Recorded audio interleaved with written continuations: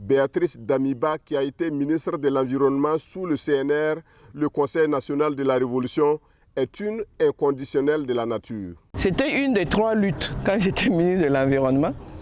Divagation des animaux, les feux de brousse, la coupe abusive du bois vert et la divagation dans ce quartier. Ça nous oblige à investir dans la protection de nos plantes à l'extérieur.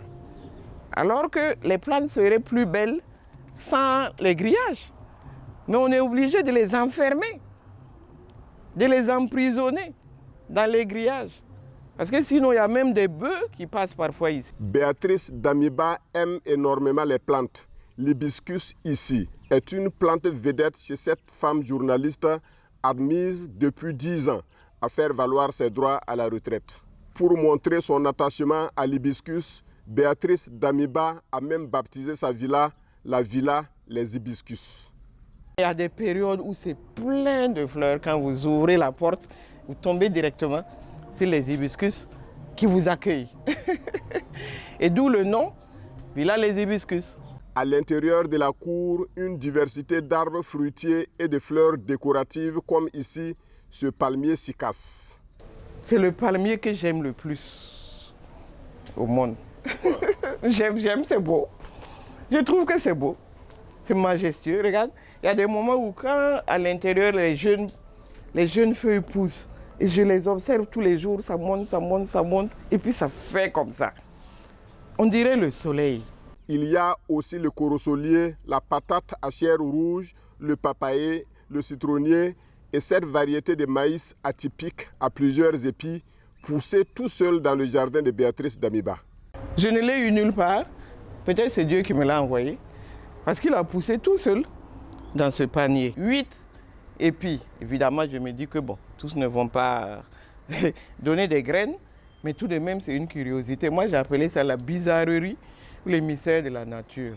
L'ancienne diplomate et ancienne présidente du Conseil supérieur de la communication du Burkina Faso plante presque tout dans sa cour. L'ananas, le gombo, les arachides, la couronne de Christ, le bananier, la rose du désert, le résinier et même parfois des espèces d'arbres rares que l'on ne rencontre le plus souvent qu'en pleine brousse. Parce que je veux que mon jardin ne soit pas un jardin, que ça ressemble un peu à une forêt justement. Donc il y a des arbres de la brousse, il y a les plantes domestiquées, voilà. Béatrice Damiba a un penchant pour la tradition de ses origines. Elle est originaire de Koupela, une localité du Burkina Faso où le goyavier est plus qu'une plante, c'est tout un symbole culturel pour les habitants. Dans la maison de tout ressortissant ou toute ressortissante de Koupela, il faut trouver un goyavier au moins. Et je l'ai fait. Et quelle explication on donne à ça? Ben, tu connais l'histoire de goyave chaud, non? Puisqu'on dit que nous sommes les mangeurs de goyave. Et nous vendons et nous parlons de goyave chaud. Goyave qui viennent tout droit du jardin. On vend ça, on les appelle goyave chaud. Donc c'est pour rigoler, quoi. Ça fait un peu la plaisanterie. C'est devenu une sorte de plaisanterie au niveau national. Où on dit qu'à Koupela, voilà, goyave chaud. Il y a même un de nos frères qui a écrit un livre sur ça, l'histoire de goyave chaud de Koupela. On prête parfois à certaines plantes des pouvoirs protecteurs, comme ici l'hysope, planté de part et d'autre de l'entrée principale de la parcelle de Béatrice Damiba.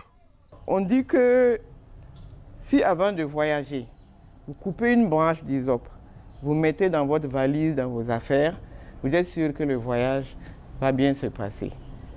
On dit également, dans une chambre où il y a un ou une malade, ou bien quand les enfants font les terreurs nocturnes, on coupe la branche d'hysope, on pose dans la chambre, ça apporte le calme, ça protège, ça soigne. Son goût pour la verdure, son amour pour les plantes, Béatrice Damiba fait sans doute partie de ceux que l'on appelle couramment les hommes aux mains vertes. Moi, je crois qu'il y a un mystère derrière les plantes là. Moi, je leur parle, hein. Je leur parle. J'ai dit, toi, tu es ici, là, si tu ne donnes pas des fruits, je vais te couper, etc. Comment tu vois ce matin ici, parfois je parle comme une folle. Et c'est comme s'il y a une sorte de communication entre moi et mes plantes. Et les plantes, j'ai l'impression, c'est comme si les plantes savent quand on les aime ou quand on ne les aime pas, quand on les néglige par exemple. Quand on prend soin d'elles, bon, elles répondent positivement. Et c'est un peu ça le langage que j'ai avec mes plantes et avec mes arbres. Aimer les arbres et les plantes dans sa cour, c'est aussi prendre des risques élevés de côtoyer les reptiles. Mais chez les Damiba, il n'en est rien. Et c'est grâce en partie à la présence dans la cour des plantes reconnues anti-serpents. Au début, on a eu 2 ou 3 serpents. Et depuis 5 ans, je n'ai plus vu un seul serpent dans la maison. Donc j'y crois. Ça s'appelle arbre crayon, mais le vrai nom, ça s'appelle Euphorbia turricoli. Voilà. Et j'en ai mis un peu partout. Mais bon, c'est une plante qui est un peu dangereuse. La sève, là, il faut faire attention à la manipulation, quoi. Il semble que justement ça aussi c'est anti-serpent.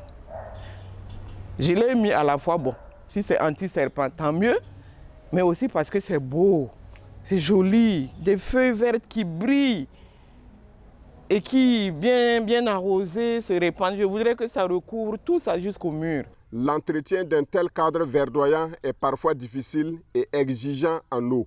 Mais Béatrice Damiba dispose d'un forage équipé de système solaire qui lui permet de garder son cadre de vie dans un microclimat agréable en toute saison.